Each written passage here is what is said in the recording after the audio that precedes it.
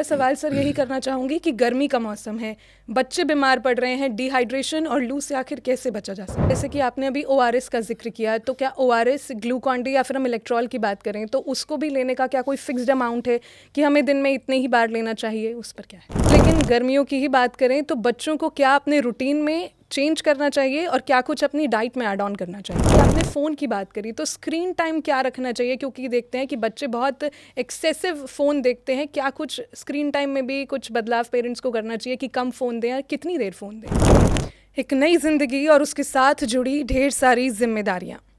बच्चों की सेहत को समझना जितना ज़रूरी है उतना ही अहम है उनका ठीक तरीके से ख्याल रखना। नमस्कार, हेल्थ पॉडकास्ट देख रहे हैं आप और मैं हूं आपके साथ यदति शर्मा। आज हमारे साथ हैं डॉक्टर अरुण जैन, एक अनुभवी पीडियाट्रिशियन जिन्होंने बच्चों के स्वास्थ्य के क्षेत्र में एक विश्वसनीय पहचान बनाई है, जिन्होंने अपने अनुभव से कई परिवारों के बच्चों का भरोसा जीता है। बहुत बहुत स्वागत है डॉक्टर आपका। नमस्कार। सबसे पहला सवाल सर यही करना चाहूँगी कि गर्मी का मौसम है, बच्चे बीमार पड़ रहे हैं, डिहाइड्रेशन और लू से आखिर कैसे बचा जा सकता है? नमस्कार, मैं डॉक्टर अरुण जैन, नवजात शिशु एवं बाल रोग विशेषज्ञ and director doctor Arun child hospital Agra. गर्मी का प्रकोप बच्चों के लिए बहुत प्रॉब्लम क्रिएट कर रहा है। सबसे जो प्रॉब्लम बच्चे फेस कर रहे हैं वो शरीर का तापमान का बढ़ जाना और उसके साथ ही पानी की कमी यानी कि डिहाइड्रेशन। इससे बच्चे में बहुत ज़्यादा प्रॉब्लम्स आती हैं। बच्चे की जो पहचान कर सकते हैं हम डिहाइड्रेशन की, वो है कि बच्चे की जो आँखें हैं वो गड्ढे में चली जाती हैं, होंठ सूख जाते हैं, तालू सूख जाता है, प्यास बहुत लगती है और बच्चे के पेशाब कम आता है। बच्चा धीरे धीरे मूर्छित की तरफ जाता है या फिर बेहोशी की तरफ जाता है। अगर आपके बच्चे में ये सिम्टम्स आ रहे हैं तो आप समझ जाइए कि बच्चे के अंदर पानी की बहुत ज़्यादा कमी है और ये आपके बच्चे को बहुत ज़्यादा प्रॉब्लम क्रिएट कर सकता है। तो उसमें आप उसको उपचार दीजिए, उसको पानी पिलाइए। ओआरएस का घोल मार्केट्स में अवेलेबल होता है, वो आप इसको पिला सकते हैं। रेडीमेड भी हैं, स्मॉल पैकेट भी है, लार्ज पैकेट भी है। तो उसकी विधि जो बनाने की है उसके हिसाब से उसको बनाइएगा और उसको पिलाइएगा। तो काफ़ी हद तक आपका बच्चा पानी की कमी यानी कि डिहाइड्रेशन से बच सकता है। अगर ज़्यादा प्रॉब्लम हो तो अपने डॉक्टर से सलाह लीजिए। बिल्कुल सर, जैसे कि आपने अभी ओआरएस का जिक्र किया, तो क्या ओआरएस, ग्लूकॉन डी या फिर हम इलेक्ट्रॉल की बात करें तो उसको भी लेने का क्या कोई फिक्स्ड अमाउंट है कि हमें दिन में इतने ही बार लेना चाहिए, उस पर क्या है? जी, ये बड़ा महत्वपूर्ण है कि ओआरएस को कैसे बनाया जाए और कैसे लिया जाए। अगर हम बात करते हैं कमर्शियल ओआरएस की तो 2 पैकेट में आता है, इस छोटा पैकेट और बड़ा पैकेट। तो छोटे पैकेट को पानी को उबाल के रख लीजिएगा और यानी कि 200 ml अप्रॉक्सीमेटली 1 गिलास पानी में पूरा पैकेट मिलाना है। लोग अक्सर गलती क्या करते हैं कि उसको थोड़ा थोड़ा लिया और उसको ग्लूकोज की तरह घोल के पिलाते हैं, वो गलत है। उसको एक बार में पूरा बनाना है। एक आता है बड़ा पाउच, उसको पूरा 1 लीटर उबले ठंडे पानी में मिलाना है पूरे एक साथ और बच्चे को पिलाते रहिएगा जितना उसका डिमांड है। आप उसको रख सकते हैं फ्रिज में या रूम टेम्परेचर पे। अगर आप रखते हैं तो उसको 1 दिन के अंदर पूरा कंज्यूम करना है और अगले दिन फ्रेश बनाना है। अगर आप रात का टाइम है और आपके पास ओआरएस अवेलेबल नहीं है तो होम मेड ओआरएस बना सकते हैं। उसका क्या तरीका है, 1 लीटर पानी में 6 चम्मच चीनी और आधा चम्मच शुगर। मैं रिपीट कर रहा हूँ, 1 लीटर पानी में 6 चम्मच चीनी और आधा चम्मच वो मिलाना है, सॉल्ट मिलाना है यानी कि नमक मिलाना है। और अगर छोटा गिलास है यानी कि जो 200 ml का गिलास होता है उसमें आप जो है 1 चुटकी भर नमक ले सकते हैं और 2 चम्मच चीनी के मिला सकते हैं। तो आपका ये होममेड ओआरएस बन जाएगा जिसको आप कंज्यूम कर सकते हैं और जितना बच्चों को चाहिए उतना पिलाना है। उससे उसकी प्रॉब्लम्स काफ़ी हद तक सॉल्व हो जाएगा। जी सर, बिल्कुल। अब लेकिन गर्मियों की ही बात करें तो बच्चों को क्या अपने रूटीन में चेंज करना चाहिए और क्या कुछ अपनी डाइट में ऐड ऑन करना चाहिए? जी, इसमें सबसे पहले तो ये है कि बच्चों को जो दोपहर का तापमान होता है 12 से लेके 4-5 बजे तक उसमें आउटडोर एक्टिविटीज़ बिल्कुल भी ना करें। स्कूल जाना तो एक उनका रूटीन है तो उसमें अवॉइड कर सकते हैं, उसमें ढक के जा सकते हैं, उसमें कैप्स इस्तेमाल कर सकते हैं और कोशिश ये करना है कि छाया वाली जगह पर रहें। अगर मजबूरी है तो कोई छाता या कैप का इस्तेमाल कर सकते हैं। अब आता है साइड डाइट का, तो डाइट बहुत इम्पॉर्टेंट है। कोशिश ये करना चाहिए कि हमें पानी की बहुत ज़्यादा मात्रा पीनी चाहिए, लेकिन इसमें उसका सब्स्टिट्यूट जो लोगों ने बना लिया है, कोल्ड ड्रिंक्स हैं और जो पैकेट्स के वो आते हैं, ड्रिंक्स आते हैं, एनर्जी ड्रिंक्स आते हैं, कृपया उनका इस्तेमाल ना करें। आप नारियल पानी पी सकते हैं, छाछ, नमकीन दही लस्सी, होममेड जो ये ORS है, और कुछ नहीं तो पानी की मात्रा बढ़ाइएगा। इससे आपका डिहाइड्रेशन काफ़ी हद तक कम हो जाएगा। और आप आउटडोर एक्टिविटी जो करते हैं वो अर्ली मॉर्निंग में करिए, या इवनिंग टाइम पे जब धूप कम हो जाती है, सनसेट के बाद थोड़ा सा आउटडोर एक्टिविटी बच्चे कर सकते हैं। बिल्कुल सर, ये तो आपने बताया कि ज़्यादा से ज़्यादा, क्योंकि गर्मियाँ हैं तो पानी अधिक मात्रा में पिएं और ORS भी लें। लेकिन अगर बात इम्यूनिटी को स्ट्रॉन्ग करने की करी जाए तो क्या कुछ किया जाए कि जिससे बच्चों की इम्यूनिटी स्ट्रॉन्ग हो? क्योंकि बाहर देखते हैं कि बाहर खेलने के लिए बहुत कम जाते हैं, तो उसके लिए क्या कुछ किया जाना चाहिए? इम्यूनिटी एक बहुत वाइड एक स्पेक्ट्रम है, कोई सिंगल फैक्टर नहीं है जिससे हम इम्यूनिटी बढ़ा सकते हैं। मोस्ट इम्पॉर्टेंट बच्चों की अगर स्टार्ट करते हैं तो फिज़िकल एक्टिविटी। बच्चे ज़्यादातर मोबाइल पे लगे रहते हैं, आउटडोर एक्टिविटीज़, फिज़िकल एक्टिविटी लगभग बच्चों की नील हो गई है। तो पहले तो उनको एनकरेज करना है हमें कि अपना 1 घंटा अपना फिज़िकल एक्टिविटी करें। हर एक बच्चे को डेली करना चाहिए। हफ्ते में कम से कम 5 दिन, कम से कम 40 मिनट फिज़िकल एक्टिविटी हर एक बच्चे को करना चाहिए। दूसरा होता है डाइट फैक्टर। इतना ज़्यादा जंक फूड बच्चे खाते हैं, पैकेट फूड खाते हैं, प्रोसेस्ड फूड खाते हैं कि उनका इम्यूनिटी बहुत कम होती जा रही है और बच्चे को मोटापा तेज़ी से बढ़ रहा है। तीसरा है एनवायरनमेंट। आप कहाँ रहते हैं वहाँ पोल्यूशन लेवल को कम करना है, तो आप प्लांटेशन करिए, ग्रीनरी अपने घर में लगाइए। हर एक इंसान का एक फ़र्ज होता है कि वो पौधे लगाए। पौधे लगेंगे तो फ्रेश एयर मिलेगा, ग्रीनरी होगी तो आपके अंदर डेफिनेटली इम्यूनिटी पावर बढ़ जाएगी।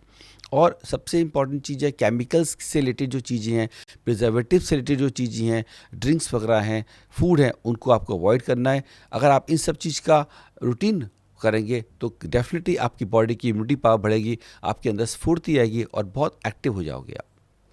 बिल्कुल, डॉक्टर ने ये सारी चीज़ें बताई, तो मैं पेरेंट्स से रिक्वेस्ट करूंगी कि इन सारी चीज़ों को फॉलो करें ताकि आपके बच्चों की भी इम्यूनिटी बढ़े। पहला सवाल सर एक और ये करना चाहूँगी कि आपने फ़ोन की बात करी, तो स्क्रीन टाइम क्या रखना चाहिए? क्योंकि देखते हैं कि बच्चे बहुत एक्सेसिव फ़ोन देखते हैं। क्या कुछ स्क्रीन टाइम में भी कुछ बदलाव पेरेंट्स को करना चाहिए कि कम फ़ोन दें, और कितनी देर फ़ोन दें? स्क्रीन टाइम हम इसको बोलते हैं जो टाइम हम अपने mobile, laptop, electronic gadgets including TV वो हम देते हैं। उसमें हम जो प्रोडक्टिव टाइम है, जैसे बच्चे को स्कूल का होमवर्क करना है, वो हम उसको काउंट नहीं करते। लेकिन अगर हम कहें कि अगर 6 साल से कम बच्चा है तो उसको हम कहते हैं ज़ीरो। मैं रिपीट कर रहा हूँ कि 6 साल के बच्चे को किसी भी हाल में मोबाइल का इस्तेमाल ना करने दें। बहुत से बहुत अगर टेलीविज़न देखना है उसे तो मैक्सिमम 1 आवर, उसमें भी वो 2 बार में देखना है, 20 मिनट्स देखना है। फिर एक फॉर्मूला है 20-20-20, यानी कि 20 मिनट के बाद हमको उसको 20 सेकंड के लिए 20 फुट की दूरी पे बच्चों को कहना है दूर देखे, क्योंकि बहुत ज़्यादा नज़दीक में देखने पे उनको प्रॉब्लम्स आती है एक्कोमोडेशन की।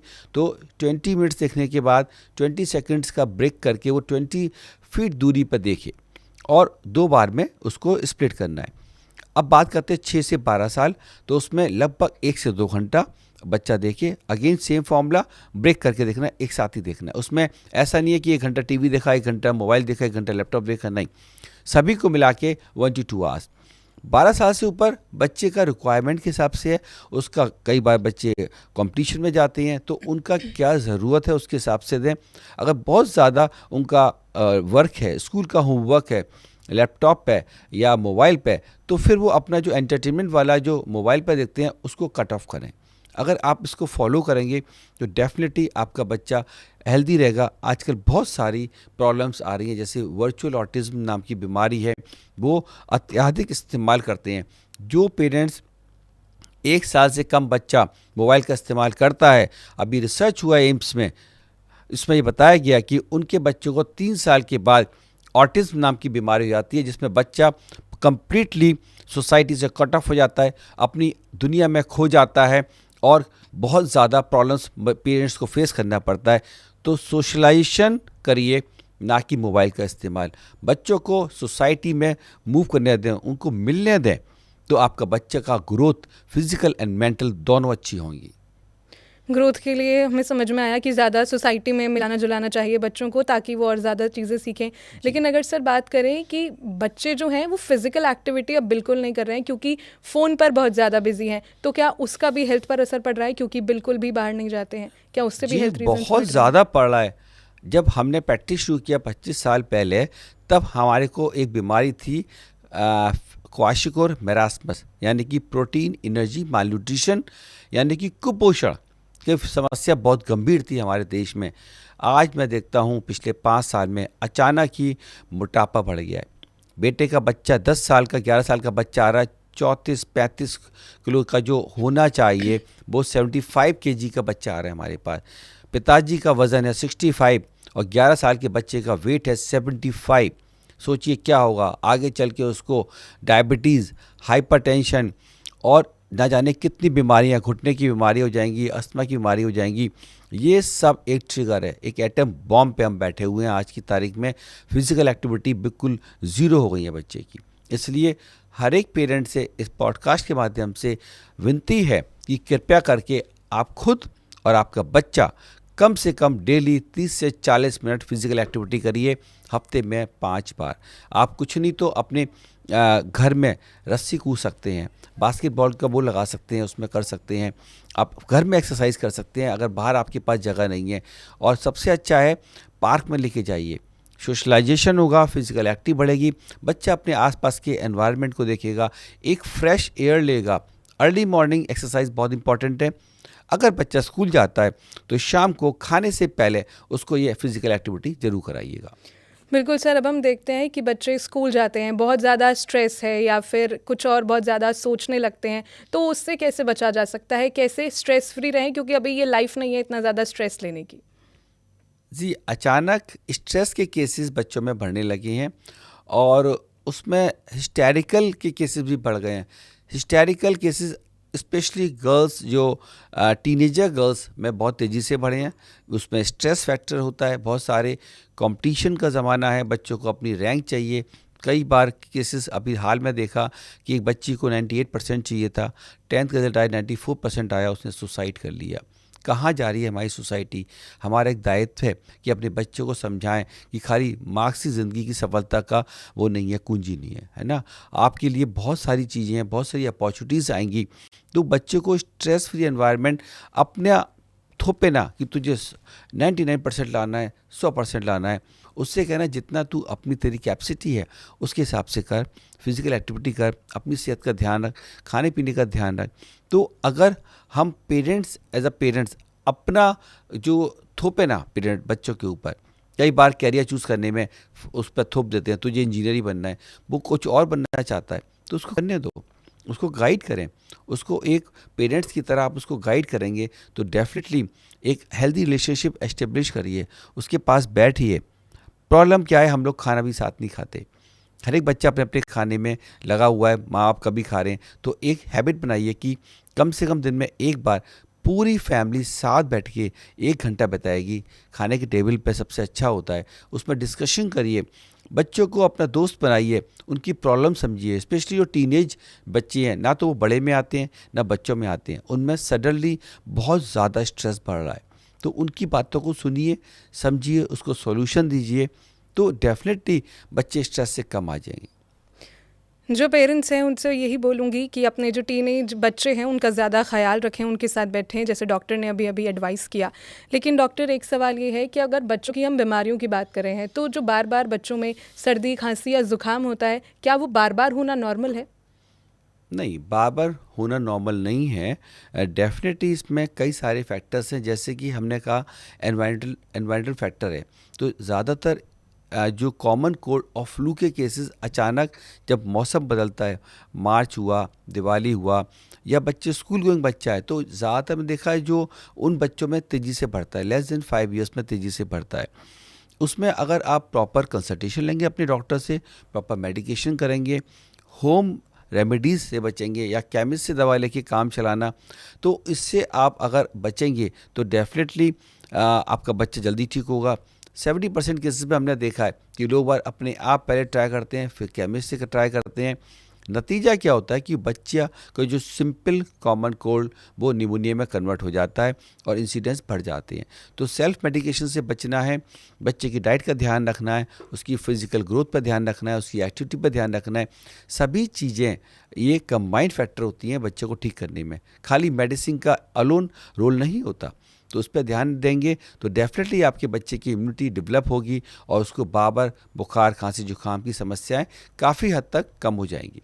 बिल्कुल सर, जैसे आपने बोला भी कि सेल्फ मेडिकेशन जो है वो पेरेंट्स ना करें। हम अक्सर देखते हैं कि बिना डॉक्टर के प्रिस्क्रिप्शन से, केमिस्ट से ले लेते हैं। तो अब तो सर गूगल से या फिर चैट जीपीटी से पूछ करके भी पूरा बीमारियों का इलाज कर लेते हैं। उस पर मैं चाहूँगी कि एक बार आप बताएं। जो ये ट्रेंड आया है गूगल बाबा, चैट जीपीटी, ये बहुत डेंजरस ट्रेंड है। एक अंग्रेजी में कहावत है, a little knowledge is a dangerous thing.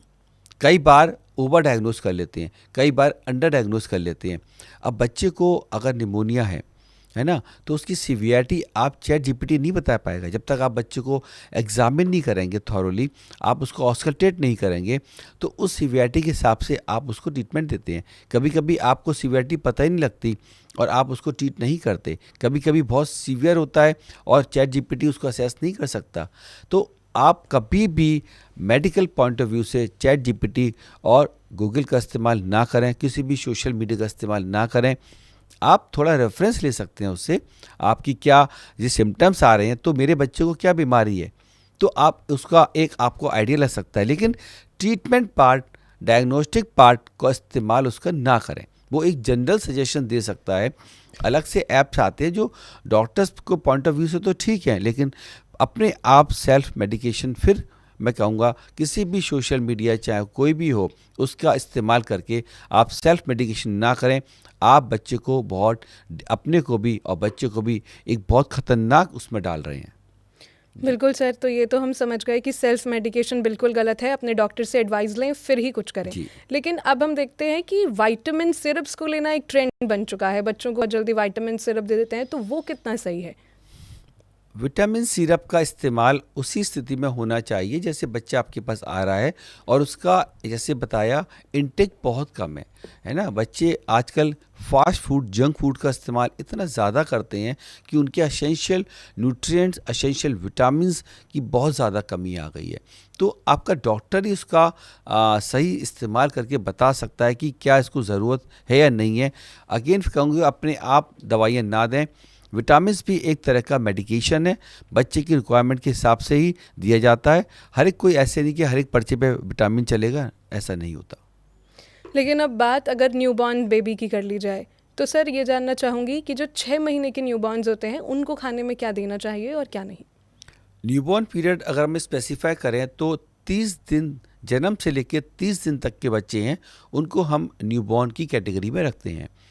उसमें हमेशा न्यूबॉर्न हो और up to 6 month of age exclusive breast feed, यानी कि सिर्फ माँ का दूध।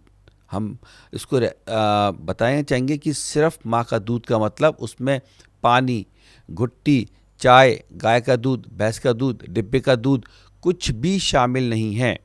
अक्सर लोग हमने देखा है कि बच्चा पैदा होता है तो माँ का दूध देने में देर करते हैं कि बुआ आएगी, मौसी आएगी, वो बच्चे को शहद चटाएगी या पानी चटाएगी। ये बहुत गलत ट्रेंड है।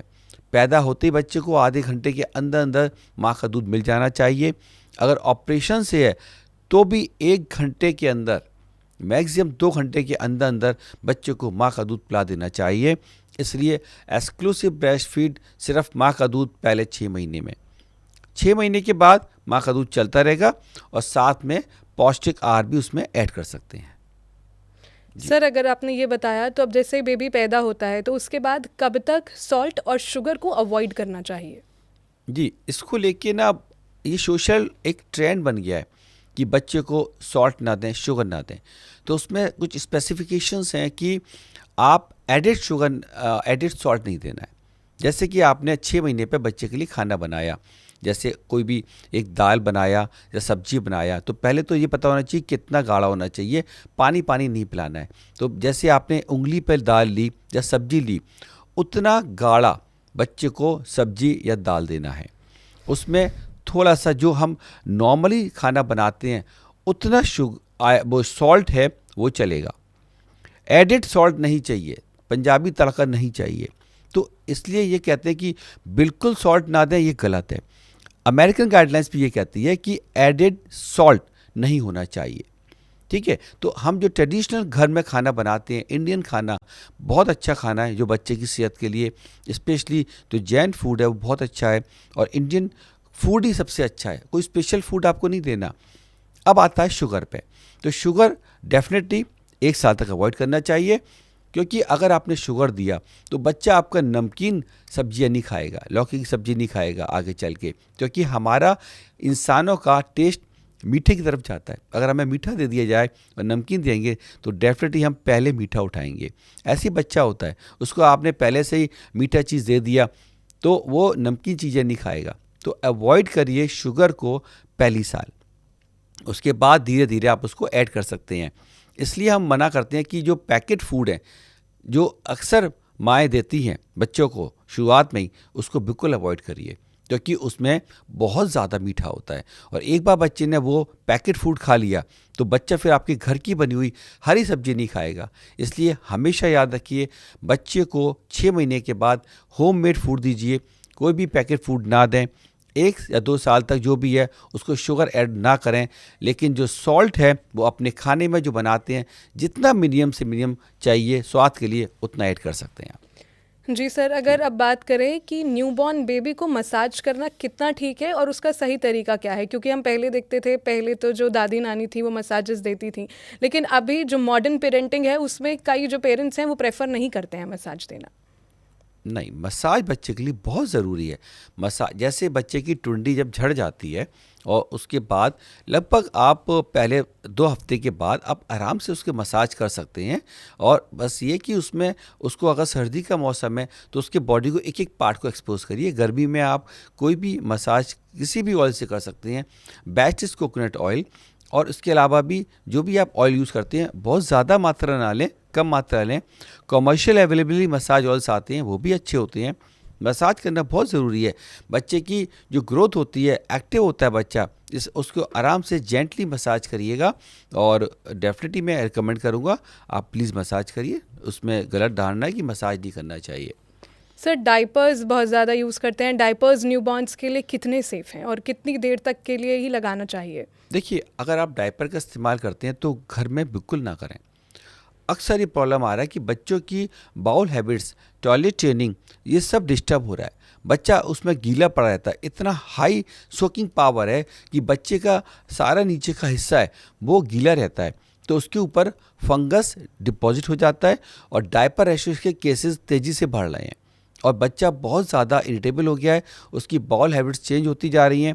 तो आप सिंपल जो हमारे पहले जो लिखते थे हम, जिसे हम कहते हैं कॉटन के लंगोट, सबसे बढ़िया। हाँ, अगर आप बाहर जा रहे हैं, सोशल गैदरिंग में जा रहे हैं, तब उसका आप कुछ घंटे के लिए इस्तेमाल कर सकते हैं, लेकिन पूरी रात जो पेरेंट्स लगा के रखते हैं डायपर, बहुत गलत है। इस हैबिट को चेंज करिएगा। आपका बच्चा, छोटा बच्चा कह नहीं पाता, लेकिन आप उसको बहुत डिस्कम्फर्ट में आप उसको रखते हैं। आप इमेजिन करिए, अगर मैं आपको कहूँ एक हल्की सी गीली टॉवल पहन के आप सो जाइए, तो क्या आप सो पाएंगे? इमेजिन करिए, वही चीज़ आप बच्चे को दे रहे हैं। एक हल्की सी गीली, उसको एक कपड़ा लपेट के उसको सुला रहे हैं, कैसे सो जाएगा बच्चा? परेशान रहेगा। तो इसको अवॉइड करिए। बिल्कुल सर, तो न्यूबॉर्न्स के लिए 24 आवर्स बोलते हैं कि बहुत क्रूशियल होते हैं, तो राइट। क्या कुछ उन 24 आवर्स में पेरेंट्स को या उनके आसपास वाले लोगों को ध्यान में रखना चाहिए? पहले 24 आवर्स इसलिए इंपॉर्टेंट होते हैं कि सबसे पहले तो हमें बच्चे को पैदा होते ही उसको प्रॉपर माँ का दूध मिलना चाहिए, जो आज का समाज में हम देख रहे हैं तेज़ी से ख़त्म होता जा रहा है। ऊपर का दूध शुरू कर देते हैं, गाय भैंस का दूध शुरू कर देते हैं, प्लस बच्चे का एडॉप्टेशन होता है, तो उसको एक प्रॉपर एनवायरनमेंट चाहिए, क्लीन एनवायरनमेंट चाहिए। ये नहीं कि पूरा घर वाले आके उसके पास बैठ गए, तो इन्फेक्शन के चांसेस बहुत ज़्यादा होते हैं। उसको गोदी में ना दें हर एक बच्चे को, है ना, खिलौना समझ के ना लें हर एक कोई, उसको किस ना करें, इन्फेक्शन के चांसेस बढ़ जाएंगे। और उसको प्रॉपर एनवायरनमेंट मिलेगा, पीसफुल एनवायरनमेंट मिलेगा। मदर के पास बच्चे को रहना चाहिए। मदर की जो वार्मथ होती है वो बच्चे के लिए बहुत इंपॉर्टेंट होती है। तो बच्चे का फीडिंग इंपॉर्टेंट हो गया, एनवायरनमेंट इंपॉर्टेंट हो गया। और अगर उसके अंदर कोई चेंजेस आ रहे हैं, कोई प्रॉब्लम लग रहा है आपको, तो अपने डॉक्टर से सलाह लें और उसका उचित इलाज कराएं। और सबसे इम्पॉर्टेंट, पहला टीका बच्चे को पहले दिन ही लग जाना चाहिए। BCG का, पोलियो का एंड हेपेटाइटिस बी का टीका लग जाना चाहिए पैदा होते ही। जब आप हॉस्पिटल से डिस्चार्ज हों तो आपके बच्चे का टीका लग जाना चाहिए। अगर किसी कारणवश टीका नहीं लगाए तो जल्दी से जल्दी 15 दिन के अंदर पैदा होने के अपने बच्चों के डॉक्टर से सलाह लें या सरकारी जो PSC CSC है वहाँ जाके संपर्क करें और अपने बच्चों को टीका लगवाएं। और उसके बाद भी सभी टीके पूरे करिए, चाहे गवर्नमेंट सेक्टर में चाहे प्राइवेट सेक्टर में। बिल्कुल सर, अब बात अगर इन जो इंजेक्शंस लगते हैं, जो जितने भी वैक्सीनेशंस हैं उनकी ही बात करें तो उनकी इम्पॉर्टेंस कितनी ज़्यादा है, ना सिर्फ न्यूबॉर्न्स पर आगे की भी जो बच्चे हैं, कितना ज़रूरी है और कितना ज़्यादा रिस्की है अगर एक भी वैक्सीनेशन हम मिस करते हैं तो? बहुत इम्पॉर्टेंट क्वेश्चन है। वैक्सीनेशन बच्चे में बहुत ज़रूरी है। हर एक बच्चे को सारे टीके लगवाइए। स्कीम्स गवर्नमेंट में चलती हैं, यूनिवर्सल इम्यूनाइजेशन प्रोग्राम, इसमें 12 बीमारी से हम बचाते हैं बच्चों को। कुछ टीके ऐसे होते हैं, 5 टीके लगभग, जो प्राइवेट सेक्टर में लगते हैं, गवर्नमेंट में नहीं लगते। जैसे 6 महीने पे फ्लू, 7 महीने पे flu, typhoid, hepatitis A, chicken pox और दिमागी बुखार के टीके हैं जो गवर्नमेंट सेक्टर में नहीं लगते हैं। सर्वाइकल कैंसर का अब लगना शुरू हो गया है। तो जो टीके गवर्नमेंट सेक्टर में नहीं लग रहे हैं, 6 महीने से लेकर 1.25 साल के बीच में ये टीके होते हैं, आप अपने डॉक्टर से सलाह लें और उससे टीके लगवाइएगा। वैक्सीनेशन बहुत इंपॉर्टेंट है। ये बच्चे की इम्यूनिटी डेवलप करने में बहुत हेल्पफुल होता है और बहुत सारी बीमारियां, 17-18 बीमारी से आपके बच्चे को बचाता है। तो आज ही अगर आपने बच्चे को टीका नहीं लगाए तो नज़दीकी उससे सलाह लीजिए डॉक्टर से और उसको टीके लगवाइए। बिल्कुल सर, अगर एक क्वेश्चन और आता है कई लोगों का कि बच्चों में हम देखते हैं कि जॉन्डिस भी बहुत जल्दी होता है और जॉन्डिस बहुत जल्दी जो है वो सीवियर भी हो जाता है, तो कैसे जल्दी पता करें और कैसा उसका ट्रीटमेंट करें? अगर हम जॉन्डिस की बात करते हैं तो न्यू बॉर्न में जो एक नॉर्मल होता है, 3rd-4th डे आता है, फिर ये पहले हफ्ते के आते आते ये ख़त्म हो जाता है। अगर उसकी वैल्यू बहुत ज़्यादा है तो अपने डॉक्टर से सलाह लें। उसको हो सकता है फोटोथेरेपी या मशीन की आवश्यकता हो सकती है। अब बात करते हैं बड़ों में, तो उसमें 2 तरह के होते हैं, हेपेटाइटिस A और B। ए वाला जो होता है वो कभी कभी बहुत सीवियर होता है। अपने डॉक्टर से सलाह लें, खाने पीने पे विशेष ध्यान दें। जी हाँ, अंधविश्वास पे ना पड़ें।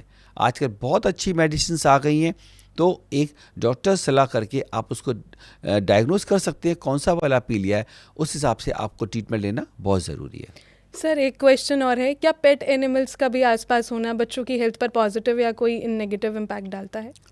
पेट एनिमल्स डिपेंड करता है, आपका जो स्ट्रीट डॉग है, स्ट्रीट कैट है, या आपके घर का जो आपके घर में रहते हैं उस पर डिपेंड करता है।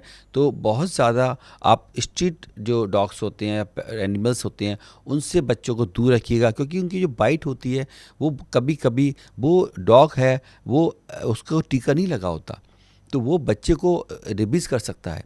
और प्लस उसका हाइजीन डॉग का बहुत अच्छा होना चाहिए, या जो भी पेट आपका एनिमल है उसका हाइजीन बहुत अच्छा होना चाहिए घर पे भी, और उसको पेरेंटल गाइडेंस के साथ ही उसको खेलने दें।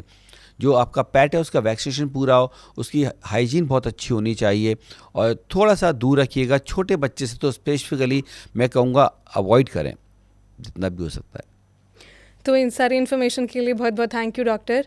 तो आज आपने इस पॉडकास्ट से जाना कि बच्चों की सेहत बेहद ज़रूरी है और साथ ही उनका बेहद ख्याल रखें, वैक्सीनेशन टाइम पर लगवाते रहें, और क्योंकि गर्मियों का मौसम है तो पानी अधिक से अधिक मात्रा में पिएं। आज के लिए फ़िलहाल इतना ही, मुझे दीजिए इजाज़त। नमस्कार।